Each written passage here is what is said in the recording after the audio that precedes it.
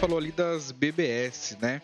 E aí eu queria entrar num assunto que esse, inclusive, até para o pessoal que está acompanhando a gente, saber que foi um dos motivos de eu começar, né, esse contato com o Demi para chamá-lo e convidá-lo para vir aqui fazer a entrevista com a gente no Golden Talks, que é para falar de um personagem chamado Alexander Bandit, né?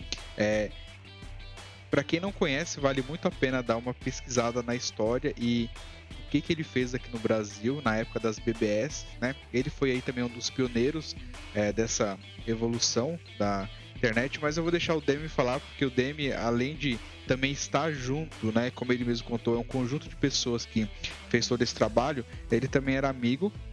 Infelizmente o Alexander faleceu esse ano, em maio, tá? E para mim isso foi, embora eu não era próximo nem nada, eu conhecia ele, que eu já tinha visto por muitos anos atrás, algumas coisas que ele tinha feito e me chamou a atenção por conta do Iggy, né? E quem é da época ali do que nasceu no final dos anos 80 principalmente, tem essa nostalgia do discador, vocês viram até no começo da live, né?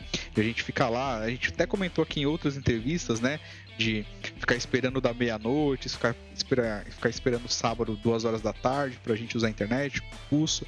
E pouca gente sabe, né, que o Alexander teve uma contribuição muito grande nisso. Então, sem mais delongas, eu vou deixar aqui o Demi contar, porque personagens como esse, né, que fazem parte da nossa história, fazem parte do que a gente usa hoje na internet, principalmente, e é muito interessante, é muito importante, né, a gente saber, né, o que aconteceu lá atrás, nem que seja pouco superficialmente, e como que hoje, né, a gente consegue usar todas essas tecnologias. Então, Demi, deixa a palavra aí contigo agora. Então, veja, em paralelo com o que a gente fazia em rede, não diretamente ligado a isso, havia digamos, a expansão dos BBS. O que eram os BBS? Os BBS é o seguinte: alguém tinha um computador na casa dele e tinha algumas linhas telefônicas que ele poderia usar para que alguém acessasse esse computador. Então, de noite, alguém pegava, digamos, uma daquelas linhas telefônicas e, usando um PC, que começaram a aparecer PCs naquela época, os computadores pessoais, ligava naquele número, entrava lá onde estava aquele computador, controlado pelo CISOP. O CISOP era o dono da história, e ali se trocavam informações. Por exemplo, que informações? Digamos que eu tinha uma BBS que era especializada em programas de jogos. Então você ia lá baixar um programa de jogo. Ou você tinha uma BBS que era especializada em discutir algum assunto. Você ia lá e trocava informação com os demais usuários daquilo. Então eram ilhas, né, onde um computador central tinha acesso, era acessado por diversos terminais via linha telefônica para trocar informação entre os usuários. Então eles trocavam informação entre eles. E, evidentemente, estava amadurecendo a ideia que, se você ligasse essas ilhas na colcha de retalhos que é a internet é uma colcha de retalhos formada por redes que se ligam de alguma forma. Se você ligasse esse pessoal, eles teriam não só acesso ao grupinho em volta do CISOP lá na BBS, mas também acesso a outras BBS, a outros integrantes da rede toda, etc. E tal. E o Mandic apareceu na FAPESP lá em 94, dizendo: eu tenho aqui uma BBS, estou usando. Aí ele era um técnico da Siemens que montou por conta própria. Ele teve essa inspiração de montar na casa dele uma BBS chamada Mandic.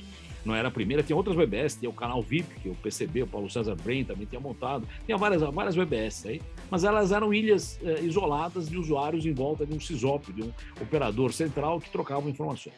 Então a ideia, e tinha dessas nos Estados Unidos, a CompuServe era uma grande BBS nos Estados Unidos, mesmo a América Online, durante algum tempo, foi uma grande BBS. Então havia BBS com milhares de usuários. Elas viram que o caminho era se integrar à internet, e elas foram, digamos, as que trouxeram, né, as ondas de usuários não acadêmicos para a história. Então, o Mandic conseguiu uma conexão com a gente para que quando a conversa saísse da BBS para o mundo, viesse para o lado da internet, Pitnet, Rapnet, que a gente tinha na época, e idem o caminho reverso. Então, em breve, isso começou a se espalhar. Foi essa conexão em 94, 95, depois não tivemos muito contato, mas em 99, final de 99, 2000, ele veio me procurar. Eu estava na época na Agência Estado, e ele veio dizer: olha, tem uma iniciativa doida lá do Nizam, com o Matinas, comigo, eu queria que você fosse lá cuidar da tecnologia. Nós vamos fazer um internet grátis, que era o IG, o IG, Internet Group, Porque a ideia é a seguinte, todo mundo tinha que usar telefone, e tinha pulsos telefônicos, etc. e tal, custava caro a internet, você tinha que usar de madrugada para não ter muito pulso, ou de fim de semana, e você ficava contabilizando quanto tempo você está conectado, porque vai gerando conta, né? E eles tiveram uma ideia de modelo de negócio interessante, em que, de alguma forma, manobrando bem quem ligava para onde, você conseguia fazer isso grátis para o usuário final.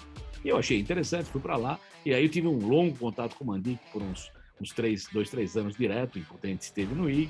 O IG foi um sucesso, não lembra que cresceu 8 milhões de usuários no mesmo tempo, etc. e tal. E depois eu voltei para a Agência Estado, mas eu fiquei um tempo lá em contato grande com o Mandic. A gente sempre teve contato, ele era um cara brilhante, um cara extremamente criativo, extremamente fora do esquadro, né? Um cara esquisito, com frases espetaculares. Escreveu um livro só sobre frases que ele falava, né? Ele tinha um martelo em cima da mesa dele lá no IG, porque ele dizia que para quem só tem um martelo, tudo parece prego. Então, qualquer solução é pregar alguma coisa em algum lugar. Então, ele tinha um monte de frases aí. Se for mentir, seja breve, sabe? Ele tinha na parede. Se é para mentir, seja breve. Não fique gastando muito tempo. Em suma, era uma figura notável. E depois ele foi para Portugal, criou outras iniciativas, o Mandic Magic, etc. e tal. E aí ficou doente no começo do ano passado. E não conseguiu se recuperar, que estava indo se recuperando, mas não deu muito certo. E perdemos ele em maio. Mas foi uma figura notável da internet brasileira, porque ele representou, digamos, como pessoa, trouxe primeiras levas de usuários não acadêmicos para a nossa estrutura acadêmica original, que estava na FAPESP e tudo mais. Então, ele representou essa guinada que gerou o CG, por exemplo, em 95, com a entrada de ondas e ondas de novos usuários que não eram do perfil tradicional da academia. Muito bom, então fica aí os nossos sinceros sentimentos, né, para a família do Mandic, sobre, infelizmente a perda dele, né, falecimento esse ano, e a gente vai tentar aqui deixar esse legado forte, né, então vou até fazer um spoiler, a gente aqui da GoNegate BR, a gente está preparando um material com história de grandes personagens da área de computação, né? E o primeiro deles vai ser o Mandic, Alexandre Mandic. Então, fazendo um spoiler aí. Inclusive, Demi, quando estiver pronto, você vai ser a primeira pessoa que eu vou enviar e vou falar, Demi, aprova pra gente, se tiver ok, a gente publica. Beleza? Legal.